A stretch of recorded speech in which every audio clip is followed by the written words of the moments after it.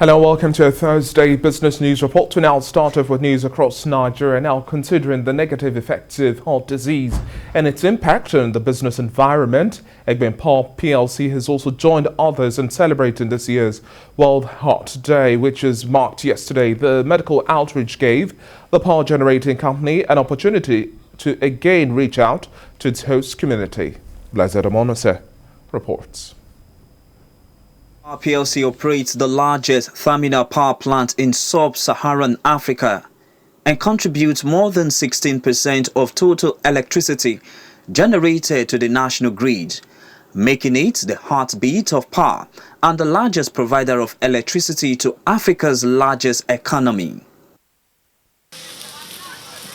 Today is not about power generation, it's about giving back to the people under the auspices of the 2021 World Heart Day, an initiative by the World Heart Federation to spread the awareness of cardiovascular diseases, including heart diseases and stroke. Global health disease burden in Africa bears 25% and can only boast of less than 1% of the global workforce. So we need to leverage on technology to improve access to the care. And EGBIN decided that this year is going to leverage on technology. So here right now, we have a smart ECG being done for the people. Then we also have smart devices that can help to do body mass index without doing too much of calculation.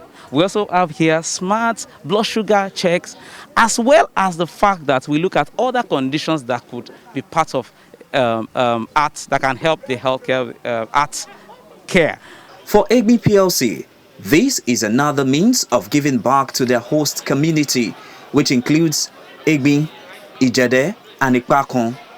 Head of Corporate Communications at the Generation Company, Mr. KINGSLEY OKOTIE, harped on the fact that sustainability remains their watchword. For us at EGBIN, part of our strategic focus for 2021 has to do with sustainability, and our focus is in three phases: the people, the plans, and of course our profit. And you agree with me that the most important and critical aspect of this focus for 2021 is the people. The people is not just our employees nor our human capital, but of course our environment, the community where we operate, that has made it possible for us to do business and do business in a sustainable manner. For residents, the power generating company has continued to live up to expectations in all ramifications. It's been the nature of EGBIN PLC to always come to our rescue whenever the assistance is needed. On an adage that says health is wealth. So if you are healthy, you are sure to go about your normal duties, thereby putting foods on your table, and the world at large will be at peace. The three-day event is supposed to help reach out to more than 3,000 persons, a move they believe will help increase productivity across board. Blessed Omonuse, TVC News, Lagos.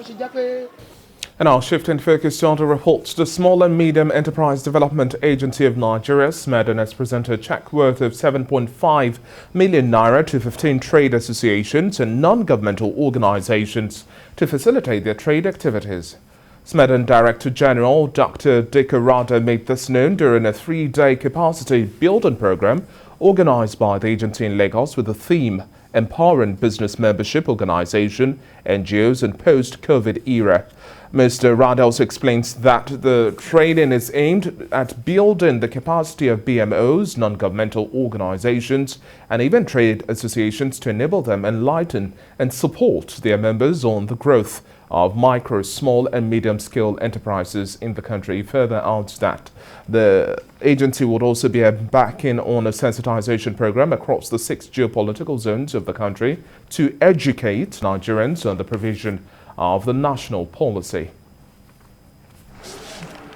The government established us to facilitate the growth of MSMEs, so it is left for the agency to develop programs and projects that will in many ways help in the development in that sector of the economy.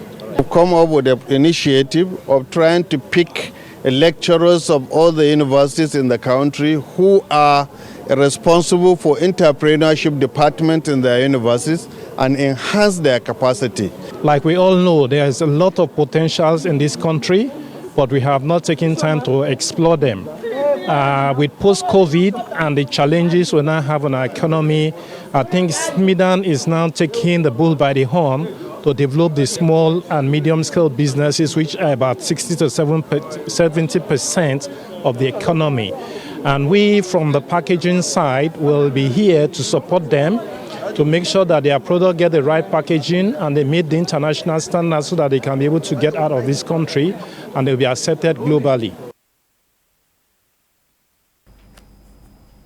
In a bid now to improve the ease of doing business in the Federal Capital Territory, the Minister of the FCT, Mohammed Bello, has called for a harmonized tax administration to help sustain businesses operating in the nation's capital.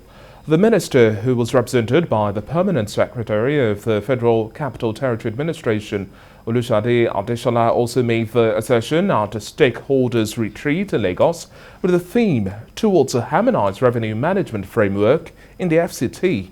According to the Minister, the Ministry is working with other relevant agencies to mitigate the challenges associated with revenue collection in the territory and also attending to issues of multiple taxation.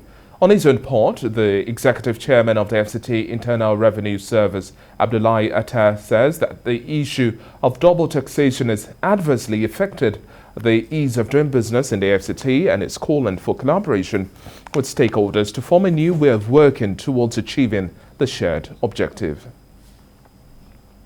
This retreat is a peering and a peer review arrangement to strengthen, with the objective of strengthening revenue generation efforts of the FCT IRS. We believe that the capacities and potentials in FCT is enormous, but we have not done enough to tap these latent potentials. So we now deem it appropriate. Let us sit together with the objective of harmonizing our tax collection processes for the larger benefit of the resident, but more importantly, to encourage the growth of the mini, medium, and small-scale businesses in FCT. One of the things we have always felt is that, Abuja is a highly sought-after area, just like Lagos. The